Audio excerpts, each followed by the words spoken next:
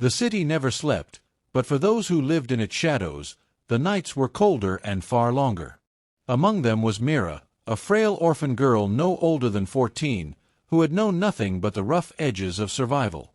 She spent her days weaving through crowds with a small basket of oranges, their bright color stark against the gray, unfeeling streets. No one truly saw her. She was just another child among many, lost in the city's underbelly. But one night, something changed.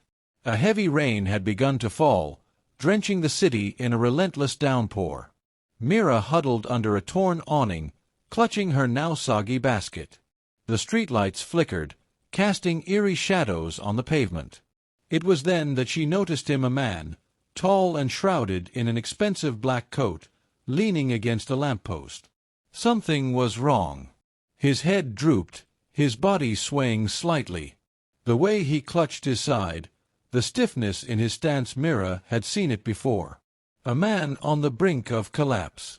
She hesitated. In this world, kindness was a risk. But then, with a sigh, she stepped forward. "Sir." Her voice was small, almost lost in the storm. The man lifted his head slightly, and even in the dim light, she could see his pale, drawn face. His eyes, hollow yet sharp, locked onto hers. He opened his mouth, but no words came, just a stagger forward before he crumpled to the ground. Mira dropped her. His coat was soaked, his expensive suit stained with something darker than rainwater. Blood.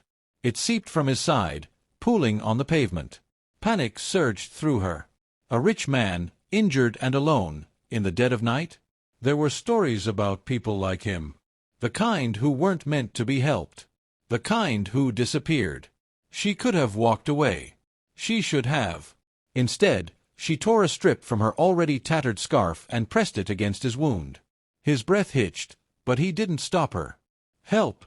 His voice was barely a whisper. Mira clenched her teeth. She couldn't leave him here. If she did, he wouldn't make it till morning. With strength she didn't know she had, she hooked her arms under his and dragged him into the alley nearby, out of sight. The stench of damp concrete and rot filled her nose, but she focused only on keeping him upright. "I know a place," she muttered, more to herself than to him. The rain blurred the city's neon lights as she half dragged, half carried him through the winding alleys. Her small shelter, a forgotten storage space beneath an abandoned shop, wasn't much, but it was dry. It was safe.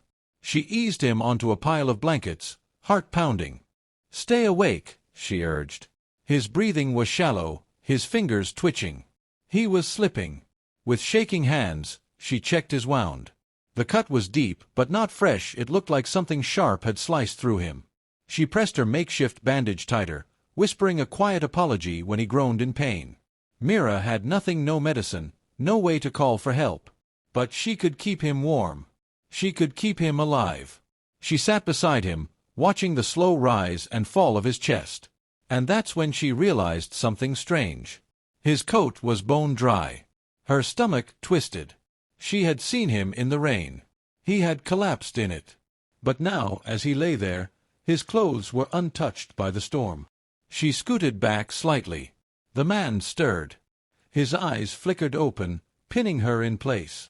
A smile ghosted his lips, something both grateful and knowing.